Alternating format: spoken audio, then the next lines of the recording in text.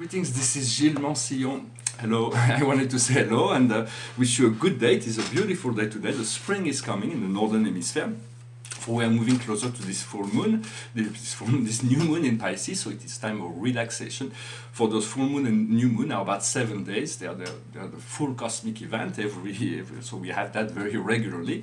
And then, but this time we have the equinox, which brings into balance all energy. So it is a time for rest, for relaxation, for finding the harmony, the joy within being, without having to seek beyond that experience of being, which is not easy because we have this monkey mind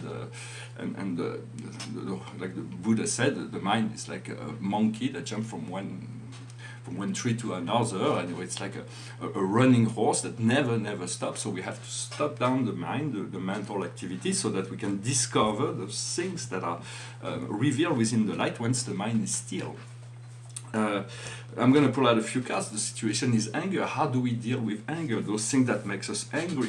The best way to deal with it is to breathe, to transmute that anger. For the universe is perfect. There is nothing in the universe that's not perfect. It may be politically incorrect to say that, but the law of God, the law of one, is infinitely perfect. Or everyone that's going through some personal problem or drama or anything, those are very precisely calculated by the soul of that individual to provide the experience of teaching that the person needs. For the life is a mirror, and once we understand that, we learn to seek out our mistake and correct them. As we correct our mistake, the karma disappears because there is no more need for the universe to show us something we did not understand. The karma is here to make us understand, and so in many sense we do not want to repeat the same mistake all over again. We want to make new mistakes, and if we are able to keep our mind open, life can teach us every day some very significant things.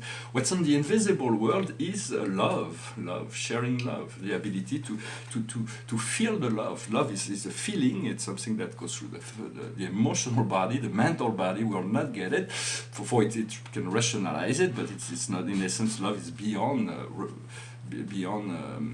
rational sorts. It is an experience, and it is the strongest force in the universe. And here it is the essence of intimacy, the ability to share this love with those unique people too, because we cannot share deep, intimate love with anybody. There has to be a frequency, harmony.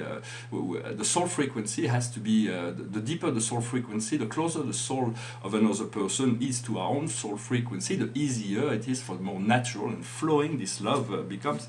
What we see on the outside world is change, is the eternal cycle of change. So we do not want to resist change. We want to embrace change with trust and faith, and knowing that the best is yet to come. What we're working on right now is disappointment, to understand the disappointment. What are we working on? The disappointment about stagnation. It means that we were expecting that things would not stagnate, but we may not have done all that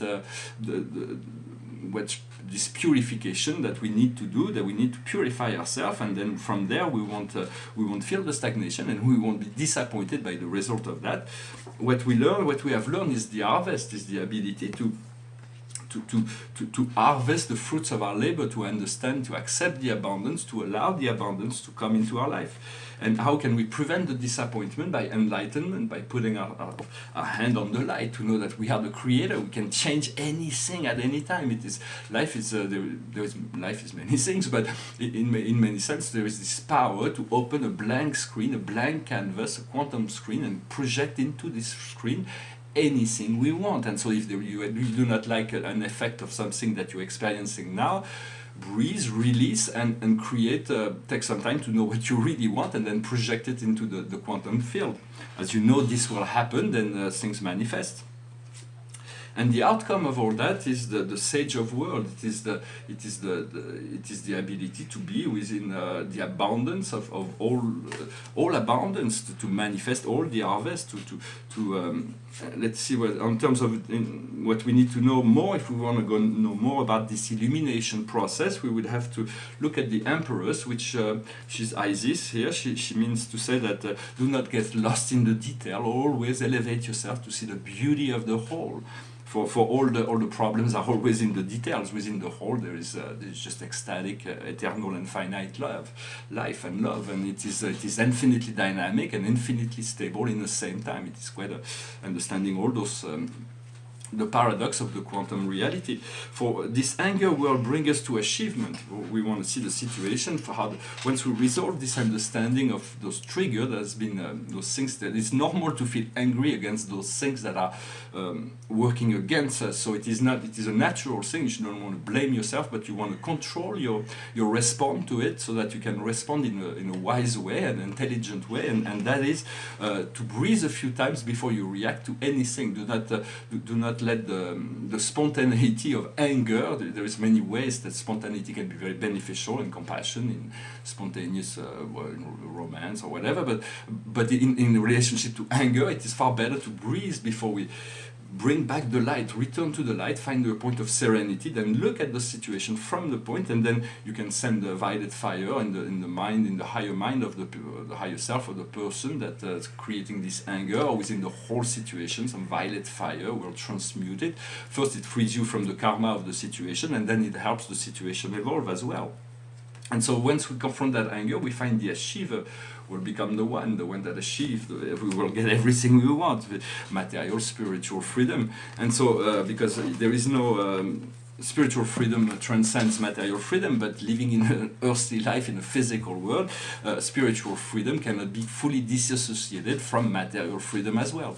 So it is important to bring into balance our earth life, but stay really well connected to the inner life, to the higher self, to the soul self. What we seek to understand is not to repeat mistakes, as I've already kind of said that.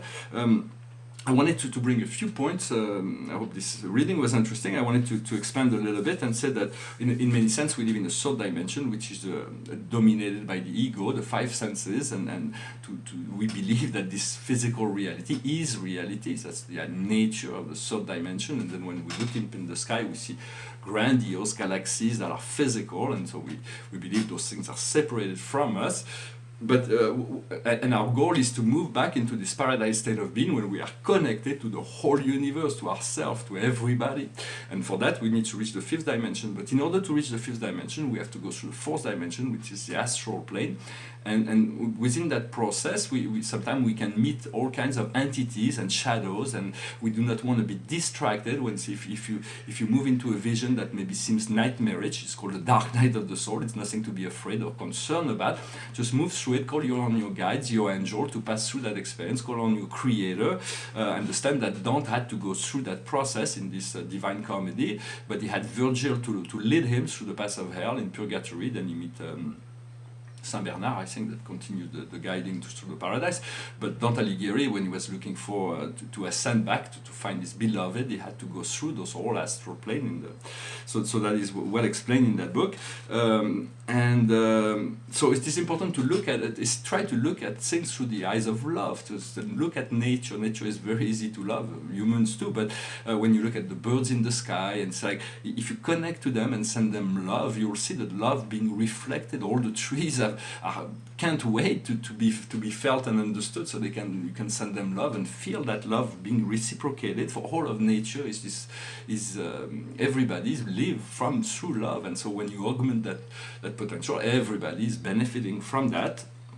So it is another thing I wanted to say, if you can, is to avoid watching news for 1 week. All the television and news, if something important happens, you will know, people will let you know. But if you can do that, and you will see the big difference that you, after 1 week of not being exposed to all this propaganda of fear-based programming, you'll see that in many sense, the internet can be also that, so it's avoiding the temptation to move into this very polarized sort of information. Try to stick to the loving energy. Karma is a reflection of light, for all things are perfect, for we are all going through exactly what we need to go through in order to learn the lessons that we need to learn, and then we are free from the process once we accept those things, correct our mistakes, and then move back into the alignment.